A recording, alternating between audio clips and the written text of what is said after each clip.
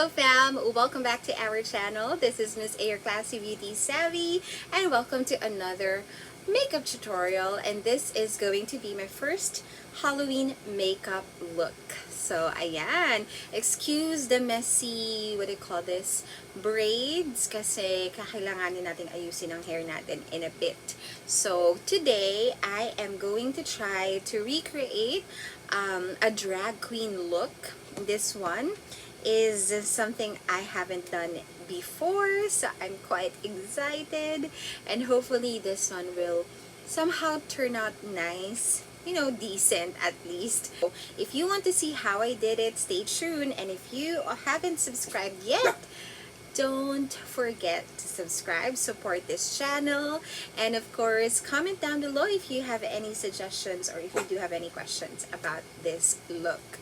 So ayun, and if you are a returning subscriber, hello, welcome back to the channel. I know this is another makeup look, but I hope you enjoy this. I just enjoy making and creating Halloween looks. So let's begin.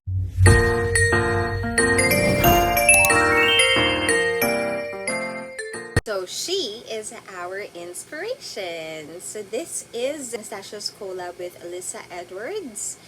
That was the 2019 palette, but I just want to try this look. Of course, not as extravagant. I don't know.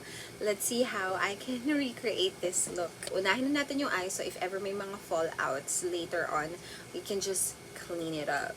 This is my Kilay product from Eye Magic Pro. Is in soft brown. Siyempre, ang mga drag queens, sobrang gaganda ng kilay nila.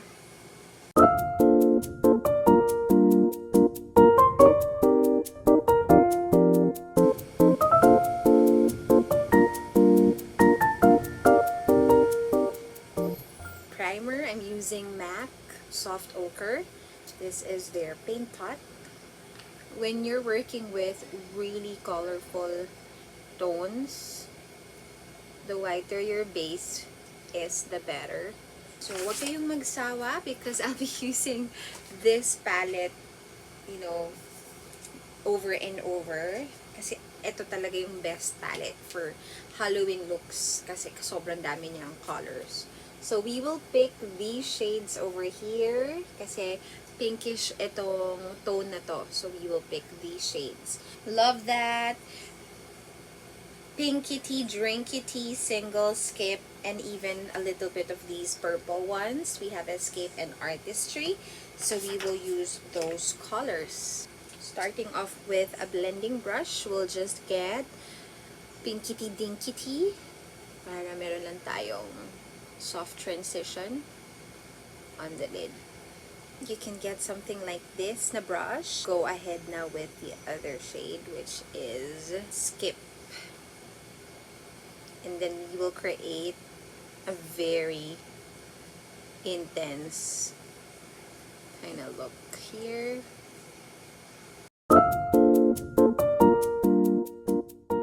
This technique is actually similar to what we did last time. So it just tapers pa ganon. Just to kind of blend it out.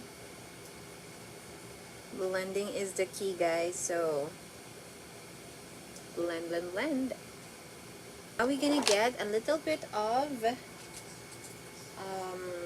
purple using another brush, like a deeper purple, and then we'll just make sure na emphasize or deepen tong part na to.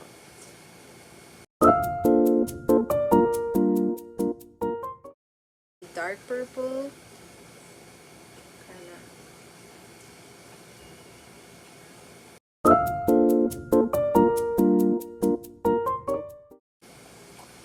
Already see it coming. Looking nice. We'll pack a little bit of dark purple here on the outer corner. The pink one that we put earlier, we will just put a tiny bit on the inner corner. We're gonna go in again with my MAC paint pot. just kind of retouch this part, because this should be white. You will pack it here.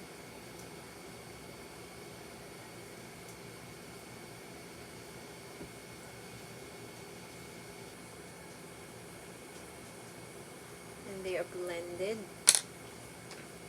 We don't want any harsh lines. So far that's good. We just need to put some eyelashes, darken the outer rim like eyeliner, put a little bit of eyeliner, and we're ready.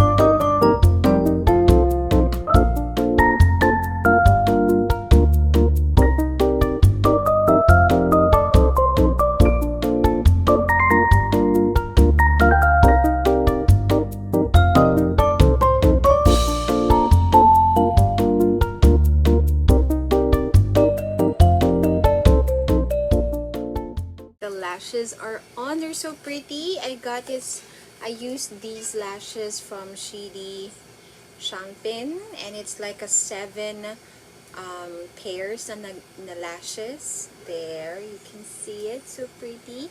I used the Saturday one. This is a Monday to Sunday lashes. Amazing. I love it. Super, super pretty. At ang dali nilang i-apply.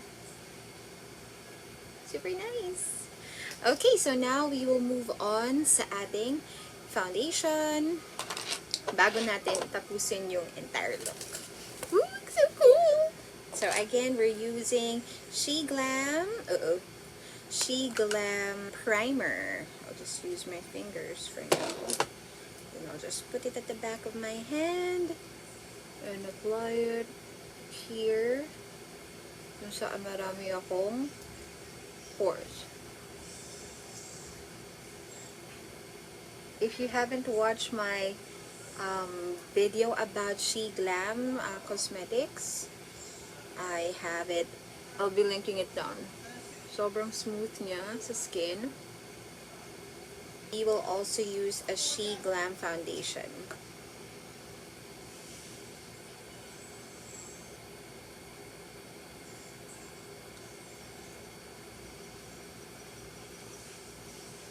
So we will now use a concealer again from She Glam, and we are going to conceal.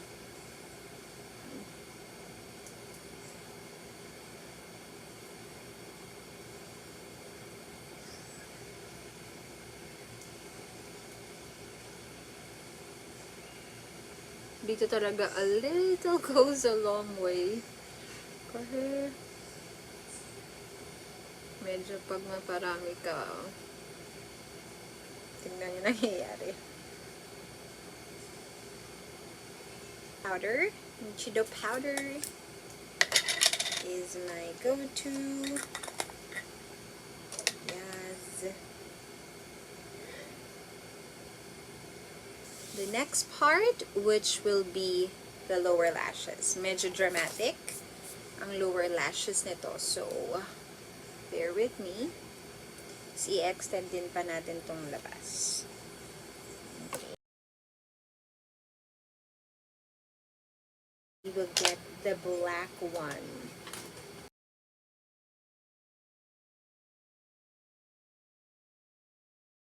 So somehow the eyes are almost done na. Like 90% done na siya. So we'll just have to clean it up, make it extra pretty later on. Pero, di na siya more or less. And then we'll just contour now. Using my favorite contour stick. Again, this one is from Imeem. Yes, to make you look snatched. And around the nose. Kaso, may konti na lang tayong contour na nagaganap sa nose area. So, tingnan natin ito, do. Put on some blushes. I'm using my BLK Intense Color Powder in Flushed. So, we'll just use this. So beautiful. Just kind of... Oh. And then you will use Vice Cosmetics lip liner. I don't know what this one is called.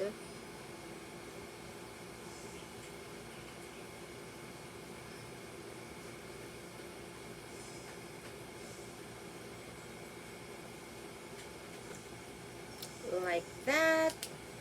And then for the lipstick, I'm using Mersey. This is the Mersey lipstick in Another Me. The first lipstick. Oh, sorry. It's Pick Me. And it's a hot pink one.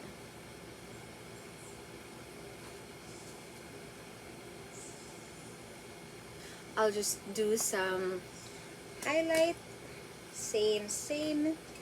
It's from Blythe Stardust palette. And I'll use the same kind of highlight I use. Like that. So pretty.